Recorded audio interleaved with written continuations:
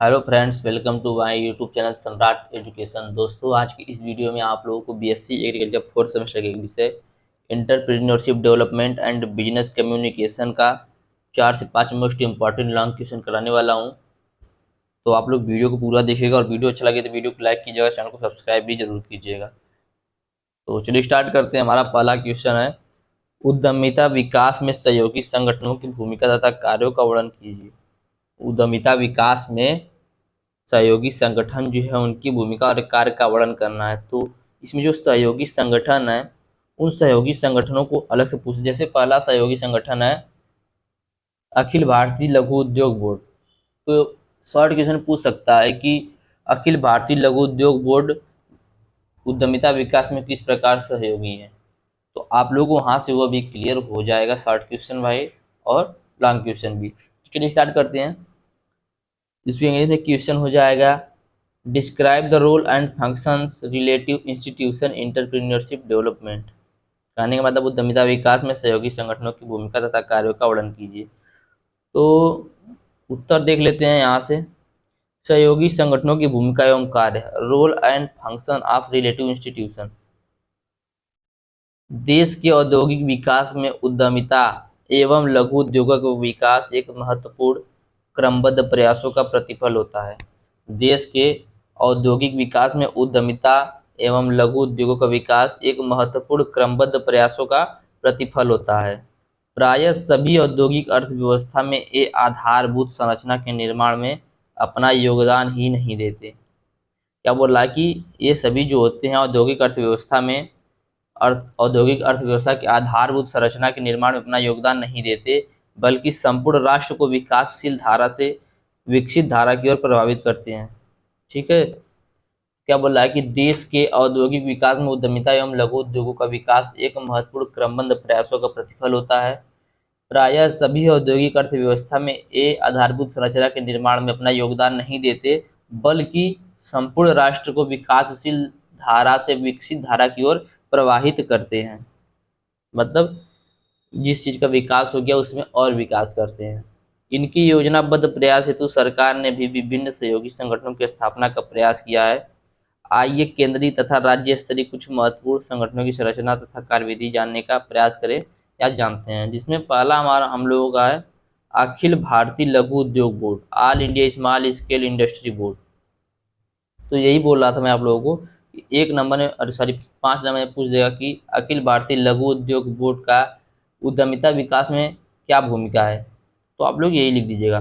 तो प्रथम पंचवर्षीय योजना के अंतर्गत एक महत्वपूर्ण समिति की सिफारिशों पर इसका गठन सन 1954 ईस्वी में किया गया।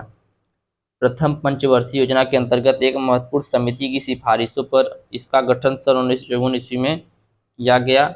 इसका प्रमुख कार्य उद्यमिता, कुटीर तथा लघु उद्योगों के विकास हेतु भावी नीतियों का निरूपण करना।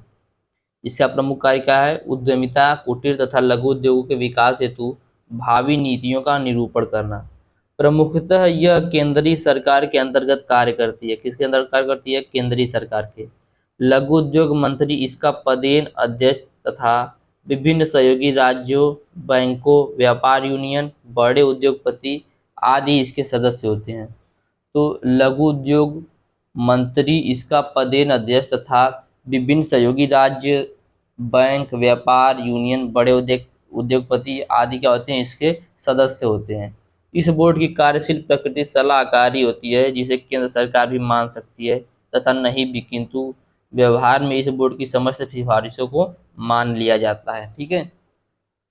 तो यह था अखिल भारतीय लघु उद्योग बोर्ड, जिसको मैंने बताया। तो 1 नंबर में पूछ सकता है कि अखिल भारतीय लघु उद्योग बोर्ड का स्थापना कब हुआ था? 1954 ईस्वी में हुआ था।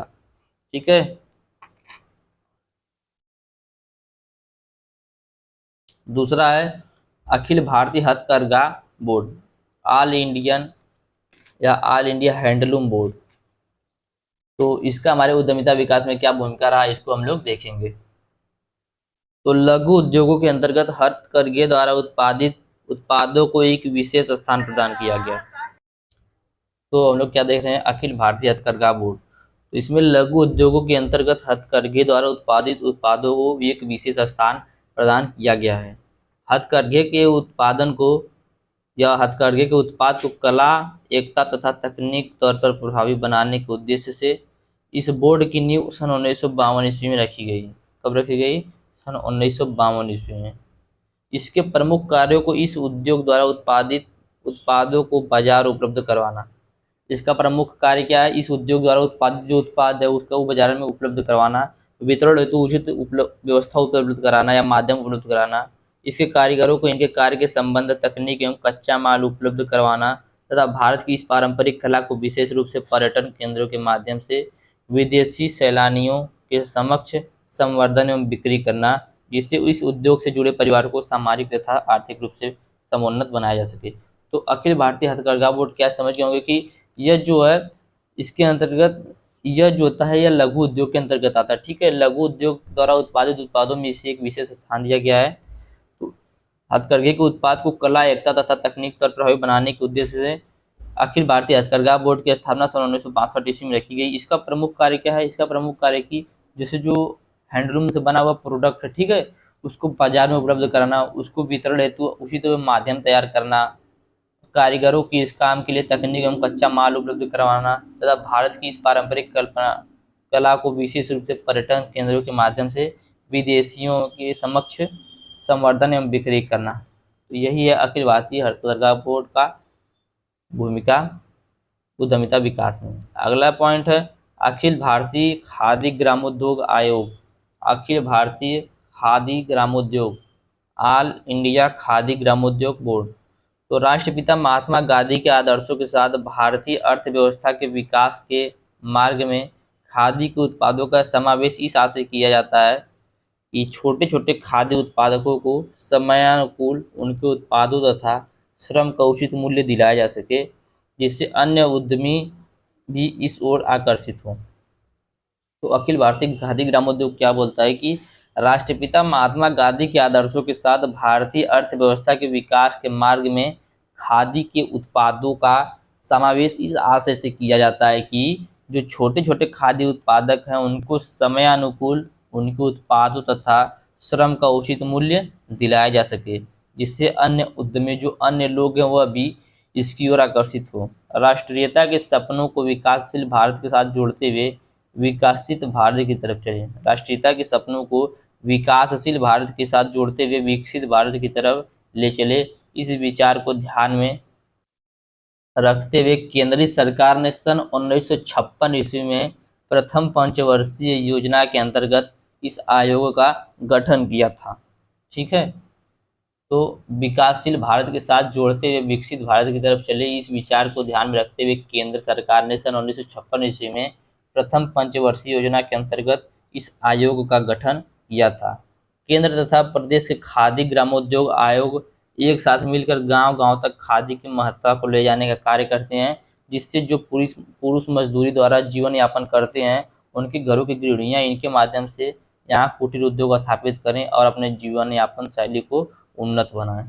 तो यही था अखिल भारतीय खादी ग्रामोद्योग आयोग। आगे देखते हैं लघु उद्योग विकास संगठन, small scale industry development organisation. तो प्रथम पंचवर्षीय योजना के दौर में उद्यमिता तथा लघु उद्योगों के संवर्धन हेतु सन 1954 में एक और महत्वपूर्ण आनुषंगिक संगठन की स्थापना की गई। ठीक है, सन 1954 ईस्वी में एक और महत्वपूर्ण आनुषंगिक संगठन की स्थापना हुई, जिसे हम लघु उद्योग विकास संगठन के नाम से जानते हैं, small scale industry development organisation के नाम से जानते हैं। इसके अंतर्गत विभिन्न सेवा संस्थान, शाखा संस्थाओं, विस्तार केंद्रों, परामर्श केंद्रों तथा मंडलीय स्तर परीक्षण केंद्रों तथा उत्पादन केंद्रों का गठन कर व्यापक संरचना का निर्माण संभव हो सकता है। इस संगठन में निम्नलिखित कार्यों को समाहित किया जाता है। जैसे पहला कार्य है लघु छोटे तथा कुटीर उद्यमियों को उद्योग के संचालन, संवर्धन तथा नियंत्रण संबंधी जानकारी उपलब्ध करवाना, साथ ही कच्चा माल, नवीन तकनीक तथा वित्तीय स्रोतों की पहचान करवाना और उन्हें उचित मूल्य पर उपलब्ध करवाना।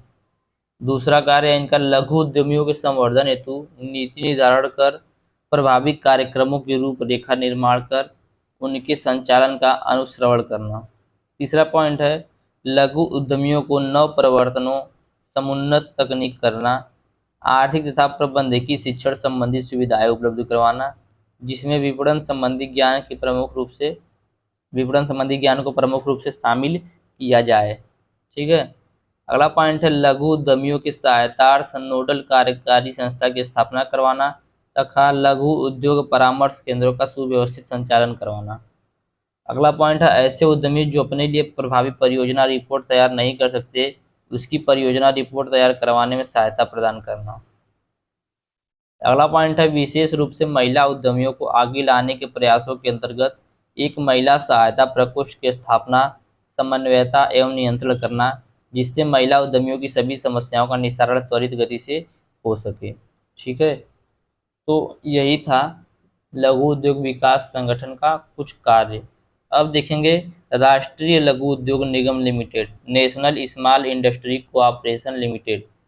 तो लघु तथा कुटीर उद्योगों के समक्ष प्रश्न के रूप में बाजार की उपलब्धता तथा प्रभावी वितरण व्यवस्था सदैव से ही एक चिंता का विषय रही है। केंद्र सरकार ने इस चिंता के निवारण हेतु सन 1955 में एक निगम की स्थापना की, जिसको राष्ट्रीय लघु उद्योग निगम लिमिटेड का नाम दिया गया, जिसका मुख्य उद्देश्य व्यापक विपणन सहायता उपलब्ध करवाना है। जिसका उद्देश्य क्या है? व्यापक विपणन सहायता उपलब्ध करवाना है। इस निगम का सबसे प्रसिद्ध कार्यक्रम स्वदेशी विपणन कार्यक्रम है। कौन सा है? स्वदेशी विपणन कार्यक्रम है, जिसके अंतर्गत इस उद्योग को स्वदेशी बाजारों में उपलब्ध करवाना। स्वदेशी विपणन कार्यक्रम के अंतर्गत कच्चे माल की खरीद, विशिष्ट कच्चे माल व उपकरणों के लिए आपूर्ति व्यवस्था करना, सरकारी क्रय कार्यक्रम में लघु उद्यमियों से आदेश प्राप्त करना, सरल किराया क्रय शर्तों पर विभिन्न उन्नत तकनीक यंत्रों की पूर्ति करना, विभिन्न प्रकार के विपणन प्रशिक्षण आयोजित करवाना, विभिन्न संस्थाओं द्वारा दिए गए ऋणों की वापसी हेतु गारंटी उपलब्ध करवाना तथा महिला उद्यमियों को प्रोत्साहित कर संवर्धन संबंधी उपाय करना प्रमुख रूप से शामिल होता है। किसके अंतर्गत? राष्ट्रीय लघु उद्योग निगम लिमिटेड के अंदर। आगे देखते हैं, अगला पॉइंट है राष्ट्रीय लघु उद्योग विस्तार प्रशिक्षण संस्थान, national small industry development training institute. सन 1960 ईस्वी में केंद्रीय सरकार द्वारा आंध्र प्रदेश के हैदराबाद में स्थापित इस प्रशिक्षण संस्थान का प्रमुख उद्देश्य लघु उद्यमियों की गुणवत्ता व निष्पादन क्षमताओं को नीतिगत व व्यवहारिक आधारों पर विकसित किया जाना था। यह संस्थान अपने विभिन्न प्रभागों यथा परामर्श, प्रलेख, प्रबंध, व्यावसायिक लेखन तथा संप्रेषण आदि द्वारा एक सुव्यवस्थित नेटवर्क स्थापित करने हेतु निरंतर प्रयत्नशील है। सन 1980 में इस संस्थान ने देश के प्रमुख औद्योगिक नगरों में अपने विकेंद्रित केंद्रों की स्थापना की, जिसके अंतर्गत एक केंद्र प्रशिक्षण, परामर्श तथा प्रलेखीय सेवा प्रदान कर लघु उद्यमियों के विकास में निरंतर सहायता प्रदान करते आ रहे हैं। ठीक है।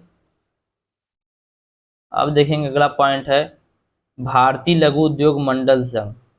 तो मैं आप लोगों को इतना सब कुछ क्यों बता रहा हूँ, 2-3 ही क्यों नहीं बता रहा हूँ? तो यहाँ पर क्या पूछा है कि किन किन संगठनों ने अपनी भूमिका निभाई थी, तो सभी को मैं बता रहा हूँ। और इसमें से कुछ संगठन का पूछ भी सकता है आप लोगों के शॉर्ट क्वेश्चन में, इम्पॉर्टेंट है, इम्पॉर्टेंट कर लीजिएगा पॉइंट। तो भारतीय लघु उद्योग मंडल, Indian small scale industry board association. लघु उद्यमियों को संगठित करने के उद्देश्य से केंद्रीय सरकार ने सन 1969 में राज्य स्तरीय लघु उद्यमी संगठनों के निर्माण हेतु पहल की तथा विभिन्न राज्यों के संघों में प्रभावी समन्वय हेतु केंद्र स्तर पर भारतीय लघु उद्योग मंडल की स्थापना की। इसका प्रधान कार्यालय नई दिल्ली में तथा क्षेत्रीय कार्यालय मुंबई, कोलकाता, नागपुर, चेन्नई में स्थापित किया गया। इस संघ के निम्नलिखित कार्य निर्धारित किए गए हैं। तो कौन कौन से कार्य हैं? जिसमें पहला कार्य है संघ के सभी सदस्यों को उपयोगी व प्रभावी सुविधाएं उपलब्ध करवाना। दूसरा कार्य है प्रत्येक उद्यमी को उसके संघ के माध्यम से प्रबंधकीय ज्ञान में, तकनीक ज्ञान में उपलब्ध कराकर पेशेवर बनाना। अगला पॉइंट है सूचनाओं का प्रसार करना। तो यही काम है भारतीय लघु उद्योग मंडल संघ का। आगे देखते हैं, बस 2 पॉइंट और इसमें। भारतीय उद्यमिता संस्थान, इंडियन एंटरप्रेन्योरशिप इंस्टीट्यूशन, भारतीय उद्यमिता संस्थान तो वर्ष 1993 में एक स्वायत्त शासी संस्थान के रूप में भारत सरकार ने गुवाहाटी में इसकी नींव रखी। इस संस्थान का कार्यकारी तथा योजनाबद्ध प्रबंध एक प्रबंधन बोर्ड के द्वारा किया जाता है। यह बोर्ड सीधे लघु उद्योग मंत्रालय के प्रति उत्तरदायी होता है। इस संस्थान के उद्देश्य के अंतर्गत निम्नलिखित कार्य को शामिल किया जाता है। ठीक है, ये देख लेते हैं। पहला है उद्यमिता संबंधी समसामयिक आवश्यकताओं का निरूपण कर सरकारी तथा गैर सरकारी संगठनों के प्रतिनिधियों को प्रभावी प्रशिक्षण उपलब्ध करवाना। दूसरा है विभिन्न क्षेत्र के लक्ष्य समूहों की पहचान करके पहचान कर उनके उद्यमिता विकास हेतु आवश्यक रणनीति तैयार करना। अगला पॉइंट है उद्यमियों हेतु स्वरोजगार विकास की नीति योजना तथा इसका क्रियान्वयन सुनिश्चित करना तथा प्रलेखों तथा साधनों द्वारा इन्हें समझाने का प्रयास करना। अगला पॉइंट है उद्यमिता विकास संबंधी सूचनाओं व्यवस्थाओं तथा कार्य प्रणाली को पुस्तक के रूप में प्रकाशित करवाना। अगला पॉइंट है उद्यमिता विकास हेतु विभिन्न संप्रेषण उपकरणों का प्रभावी उपयोग बताना। और अगला पॉइंट है सफल उद्यमियों का संस्थाओं तथा नव उद्यमियों को सम्मिलित करते हुए विचार गोष्ठियों सम्मेलनों तथा उद्योग भ्रमण के कार्यक्रम को तैयार करना। लास्ट पॉइंट इसका है जिला उद्योग केंद्र। ठीक है, तो जैसा कि हम पहले ही जान चुके हैं, सन 1978 की औद्योगिक नीति का अनुसरण करते हुए राज्य के प्रत्येक जिले में उद्योग कार्यों के अनुश्रवण हेतु एक कार्यपालक केंद्र की स्थापना की गई, जिसे जिला उद्योग केंद्र के नाम से जाना जाता है। जिसे जिला उद्योग केंद्र के नाम से जाना जाता है। यह एक ऐसी वित्तीय संस्था है, वित्तीय केंद्र है, जो उद्यमियों को सभी आवश्यक सहायताएं एक ही जगह उपलब्ध करवा देती है। जो उद्यमियों को सभी आवश्यक सेवाएं एक ही जगह उपलब्ध करवा देती है, जिससे लघु एवं कुटीर उद्योगों में उद्यमियों को अन्यथा भटकना नहीं पड़ता है। जिले स्तर पर उद्योग केंद्र की एक और कार्यकारी संस्था है, जिसे हम जिला ग्रामीण विकास अभिकरण के नाम से जानते हैं। यह अभिकरण लघु एवं कुटीर उद्योगों के संबंध में सरकार की नीतियों, कार्यक्रमों और योजनाओं के क्रियान्वयन के लिए प्रभावी कार्यक्रमों व पृष्ठभूमि DTE निर्धारित करने में महत्वपूर्ण भूमिका अदा करता है। तो दोस्तों, यह था पहला क्वेश्चन 17 मिनट। अब दूसरा क्वेश्चन देखेंगे, क्योंकि 2 क्वेश्चन कम से कम तो देखना ही पड़ेगा। तो अगला क्वेश्चन है उद्यमी की परिभाषा, गुण तथा कार्यों का विस्तृत वर्णन कीजिए। उद्यमी की परिभाषा तथा गुण तथा कार्यों का विस्तृत वर्णन कीजिए। तो उद्यमी क्या है? उद्यम वह व्यक्ति है जो व्यवसाय में लाभप्रद अवसरों की खोज करता है, आर्थिक संसाधनों को संयोजित करता है, नवकरणों को जन्म देता है तथा उपक्रम में निहित विभिन्न जोखिम एवं अनिश्चितताओं का उचित प्रबंधन करता है। उद्यमी क्या है? उद्यमी वह व्यक्ति है जो व्यवसाय में लाभप्रद अवसरों की खोज करता है, आर्थिक संस्थानों में संयोजित करता है, नवकरणों को जन्म देता है तथा उपक्रम में निहित विभिन्न जोखिम एवं अनिश्चितताओं का उचित प्रबंधन करता है। उसी को उद्यमी बोलते हैं। इसका 2-3 डेफिनेशन लिया गया है। उद्यमी किसी भी मृतक अर्थव्यवस्था में नई ऊर्जा का संचार करता है। उद्यमी किसी भी मृतक अर्थव्यवस्था में, मतलब जो अर्थव्यवस्था रुक गई है, उसमें नई ऊर्जा का संचार करता है। वह उद्योग का कप्तान होता है। एक उद्यमी पूंजी की आपूर्ति करता है और व्यापारिक गतिविधियों पर नजर रखता है तथा नियंत्रण करता है। कोई भी व्यक्ति जो कुछ नया बनता है, व्यवसाय या एक कंपनी, वह उद्यमी कहलाता है। जैसे कोई अवसर, कोई उद्यम करना एक उद्यमी का काम है, जिसकी परिभाषा देखते हैं हम लोग। उद्यम करना एक उद्यमी का काम है, जिसकी परिभाषा इस प्रकार है। प्रसिद्ध विद्वान अल्फ्रेड मार्शल के अनुसार उद्यमी वह व्यक्ति होता है जो जोखिम उठाने का साहस करता है, जो किसी कार्य के लिए आवश्यक पूंजी एवं श्रम की व्यवस्था करता है, जो उसकी सूक्ष्म बातों का निरीक्षण करता है। इस तरह से उद्यमी का आशय ऐसे व्यक्ति से है जो किसी नवीन उपक्रम की स्थापना करने का जोखिम उठाता है, आवश्यक संसाधन एकत्रित करता है तथा उसका प्रबंधन एवं नियंत्रण करता है, निरीक्षण करता है। तो उद्यमी क्या होता है? उद्यमी वह व्यक्ति होता है जो जोखिम उठाने का साहस करता है, जो किसी कार्य के लिए आवश्यक पूंजी एवं श्रम की व्यवस्था करता है, जो उसी सूक्ष्म बातों का निरीक्षण करता है। इस तरह हम कह सकते हैं कि उद्यमी का आशय ऐसे व्यक्ति से है जो किसी नवीन उपक्रम की व्यवस्था करने का जोखिम उठाता है, आवश्यक संसाधन एकत्रित करता है तथा उसका प्रबंध एवं नियंत्रण करता है। ठीक है, आगे देखते हैं। उद्यमी मौलिक चिंतक होता है। उद्यमी क्या होता है? मौलिक चिंतक होता है। वह एक नव प्रवर्तक है जो पूंजी लगाता है और जोखिम उठाने के लिए आगे आता है। इस प्रक्रिया में वह रोजगार का सृजन करता है, सबको रोजगार देता है, समस्याओं को सुलझाता है, गुणवत्ता में वृद्धि करता है तथा श्रेष्ठता की ओर दृष्टि रखता है। तो ये सब उद्यमी का कार्य, उद्यमी इसी को आते हैं। अभी तो हम कह सकते हैं कि उद्यमी वह है जिसमें निरंतर विश्वास तथा श्रेष्ठता के विषय में सोचने की शक्ति एवं गुण होते हैं तथा वह उनको व्यवहार में लाता है। किसी विचार, उद्देश्य, उत्पाद अथवा सेवा का आविष्कार करने और उसे सामाजिक लाभ के लिए प्रयोग में लाने से ही यही लाना ही यह होता है। क्या बोल रहा है कि किसी विचार, उद्देश्य, उत्पाद अथवा सेवा का आविष्कार करने और उसे सामाजिक लाभ के लिए प्रयोग में लाने से ही यह होता है। एक उद्यमी बनने के लिए आपके पास कुछ गुण होने चाहिए, लेकिन उद्यम शब्द का अर्थ करियर बनाने वाला उद्देश्यपूर्ण कार्य भी होता है जिसको सीखा जा सकता है। उद्यमशीलता नए विचारों को पहचानने, विकसित करने एवं वास्तविक स्वरूप प्रदान करने की एक प्रक्रिया है। ध्यान रहे, देश के आर्थिक विकास के अर्थ में उद्यमशीलता केवल बड़े व्यवसाय तक ही सीमित नहीं है। इसे लघु उद्यमी को सम्मिलित करना भी समान रूप से महत्वपूर्ण है।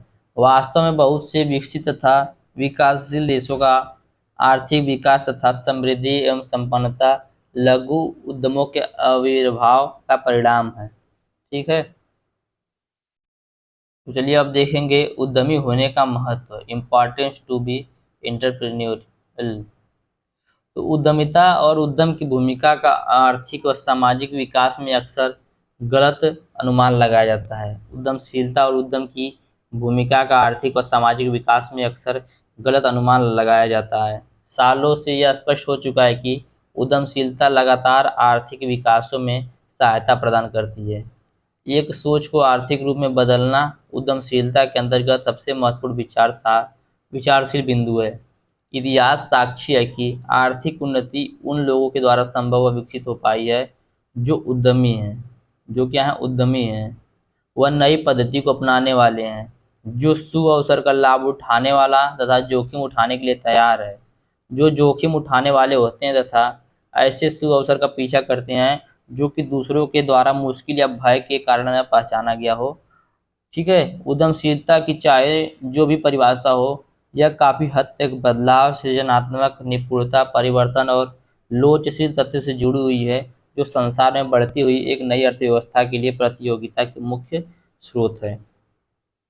यद्यपि उद्यमशीलता का पूर्वानुमान लगाने का अर्थ व्यवसाय की प्रतियोगिता को बढ़ावा देना है, जिसके लिए उद्यमशीलता का महत्व निम्न बिंदुओं को समझा जा सकता है। जैसे पहला पॉइंट है लोगों को रोजगार उपलब्ध करवाना।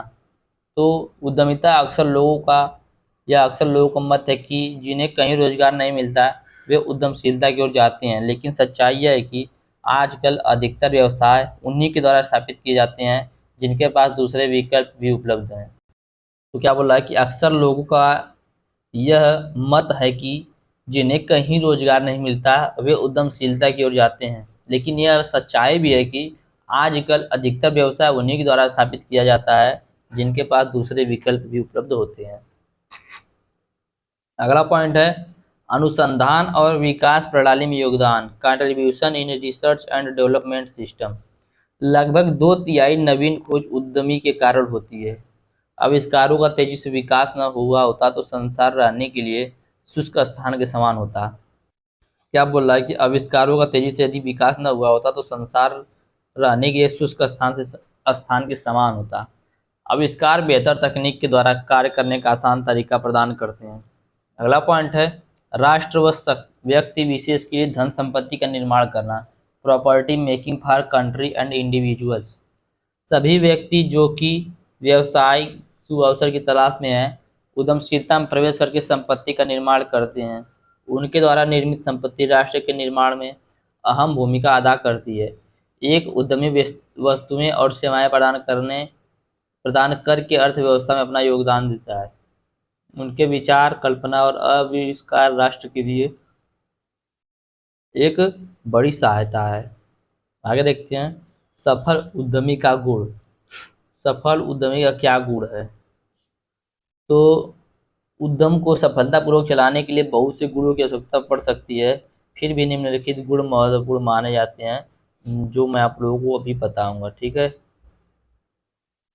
तो पहला है पहल, इंटिएटिव। व्यवसाय की दुनिया में अवसर आते जाते रहते हैं। व्यवसाय की दुनिया में अवसर आते जाते रहते हैं। एक उद्यमी कार्य करने वाला व्यक्ति होना चाहिए, उसे आगे बढ़कर काम शुरू करके अवसर का लाभ उठाना चाहिए। एक बार अवसर खो देने पर दोबारा नहीं आता, अतः उद्यमी के लिए पहल करना आवश्यक है। तो क्या बोला? पहला पहल। पहला पॉइंट बोला कि व्यवसाय की दुनिया में अक्सर अवसर जो होते हैं वह आते जाते रहते हैं। एक उद्यमी कार्य करने वाला व्यक्ति होना चाहिए, उसे आगे बढ़कर काम शुरू करके अवसर का लाभ उठाना चाहिए। एक बार अवसर खो देने पर दोबारा नहीं आता, तो उद्यमी के लिए पहल करना आवश्यक है। दूसरा पॉइंट है जोखिम उठाने की इच्छा शक्ति। तो प्रत्येक व्यवसाय में जोखिम रहता है। इसका अर्थ है कि व्यवसायी सफल भी हो सकता है और असफल भी। दूसरे शब्दों में कहें तो यह आवश्यक नहीं कि प्रत्येक व्यवसाय में लाभ ही हो, कुछ व्यवसाय में हानि भी हो सकती है।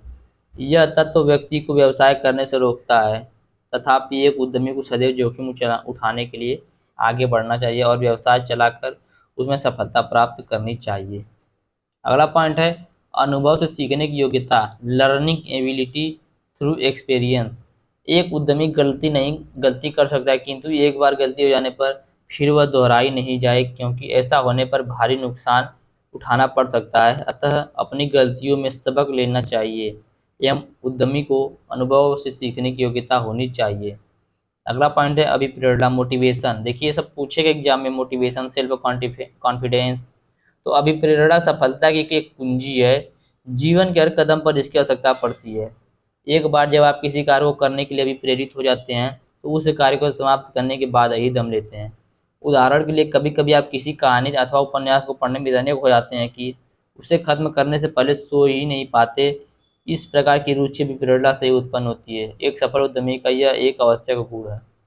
किसी भी एक उद्यमी का एक यह गुण होना जरूरी है। अगला पॉइंट है आत्मविश्वास, सेल्फ कॉन्फिडेंस। तो जीवन में सफलता प्राप्त करने के लिए अपने आप में आत्मविश्वास उत्पन्न करना चाहिए। एक व्यक्ति जिसमें आत्मविश्वास की कमी होती है, वह न तो अपने आप कोई कार्य कर सकता है और न ही किसी अन्य को किसी कार्य करने के लिए प्रेरित कर सकता है। तो सेल्फ कॉन्फिडेंस बहुत जरूरी है किसी भी कार्य में, पढ़ाई में भी मुख्य रूप से। अगला पॉइंट है निर्णय लेने की योग्यता। तो व्यवसाय चलाने में उद्यमी को बहुत से निर्णय लेने पड़ते हैं, अतः उसमें समय रहते हुए उपयुक्त निर्णय लेने की योग्यता होनी चाहिए। दूसरे शब्दों में कहें तो उचित समय पर उचित निर्णय लेने की क्षमता होनी चाहिए। आज की दुनिया बहुत तेजी से आगे बढ़ रही है। यदि एक उद्यमी में समयानुसार निर्णय लेने की योग्यता नहीं है, तो वह आए हुए अवसर को खो देगा और इसमें हानि उठानी पड़ सकती है। ठीक है, तो यही कुछ दो क्वेश्चन थे। अभी इसमें इसका उद्यमी का कार्य बचा है, तो मैं पॉइंट से बता देता हूँ। तो उद्यमी का पहला कार्य है उद्यमी के अवसरों की पहचान। दूसरा कार्य है विचारों को कार्यान्वित करना। तीसरा पॉइंट है सभ्यता अध्ययन। चौथा है संसाधनों को उपलब्ध कराना। पांचवा है उद्यम की स्थापना। छठवां उद्यम का प्रबंध। सातवां वृद्धि एवं विकास, जो कि मैं अगले वीडियो में आप लोगों को करा दूंगा। तो वीडियो काफ़ी लंबा हो चुका है, तो आज के लिए बस इतना ही। यदि आप लोगों को वीडियो अच्छा लगा तो वीडियो को लाइक कीजिएगा, चैनल को सब्सक्राइब कीजिएगा। और यदि आप लोगों को इसका पीडीएफ चाहिए तो डिस्क्रिप्शन में व्हाट्सएप ग्रुप का लिंक और व्हाट्सएप नंबर दिया गया है, मैसेज करके आप लोग इसका पीडीएफ भी ले सकते हैं। धन्यवाद, जय हिंद।